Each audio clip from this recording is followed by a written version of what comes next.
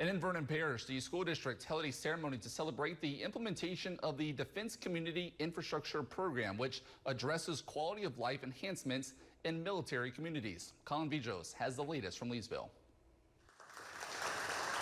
Governor John Bel Edwards announced in 2020 that the U.S. Department of Defense awarded an approximate $7.5 million grant to 5 schools in Vernon. Those 5 schools serve thousands of families supported by the U.S. Army's Fort Johnson.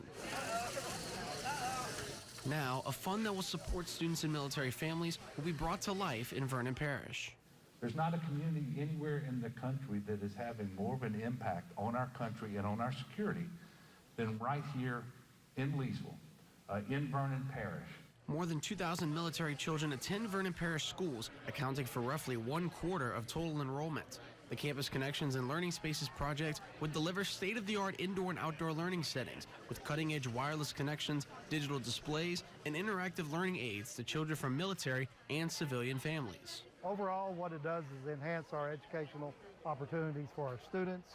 It gets us a chance to get more deeply involved and more heavily involved with the STEAM initiative, and it's also a good thing for our community. It's a program that will support those military families just as much as it supports each student in the program. As a mother of 3 with 25 years in the military, I can tell you that the centerpiece for these families are your child care facilities and your schools.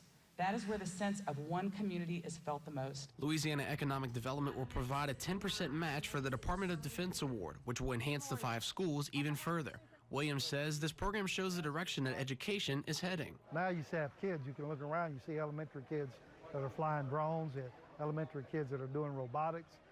And this is just an educational enhancement and opportunity for these kids. And again, we started in the elementary school. In Vernon Parish, Colin Vijos, News Channel 5, your local station.